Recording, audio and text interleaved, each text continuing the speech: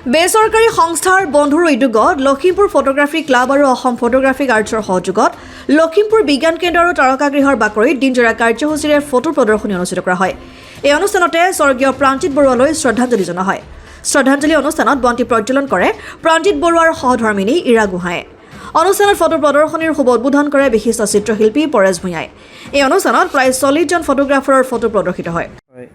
এই বন্ধুৰ উদ্যোগত আৰু ফটোগ্ৰাফী ক্লাব অফ লখিমপুৰ আৰু অসম ফটোগ্ৰাফিক আৰ্টছৰ সহযোগত আজি দিনজোৰাকৈ আমি ফটোগ্ৰাফী এক্সিবিশ্যন এটা আমাৰ তাৰকাগৃহৰ বাকৰিত অনুষ্ঠিত কৰোঁ। এই অনুষ্ঠানটোত প্ৰায় 40ৰ ঊৰ্ধৰ ফটোগ্ৰাফাৰে ফটো দিছিলে। আমাৰ ইয়াত যথেষ্ট উন্নত মানদণ্ডৰ ফটো আমি ইয়াত ৰাইজৰ আগত প্ৰদৰ্শিত কৰিব পাৰিছিলোঁ আৰু ৰাইজৰ সহযোগিতা আমি যথেষ্ট ভালকৈ পালোঁ। ইয়াৰ লগতে আমি ফটোগ্ৰাফী এক্সিবিশ্যনতে আমি এটা শ্ৰদ্ধাঞ্জলি অনুষ্ঠানো পাতোঁ। আমাৰ এজন সতীৰ্থ ফটোগ্ৰাফাৰ প্ৰাণজিৎ বৰুৱা অকাল বিয়োগত আমি সকলোৱে মৰ্মাহত হৈছোঁ। তেওঁ আজি অলপ দিনৰ আগতে ঢুকাই গৈছে, যদিও আমি কোনো শ্ৰদ্ধাঞ্জলি অনুষ্ঠান পাতিব পৰা নাছিলোঁ।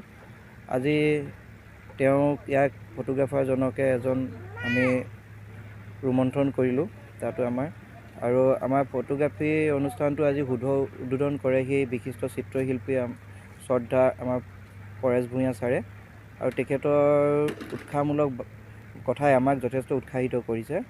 এয়াই আমাৰ যথেষ্ট ভাল লগা কথা। লখিমপুৰৰ পৰা ৰাহানুদ্দিন আহমেদৰ ৰিপৰ্ট, অসম আদিত্য।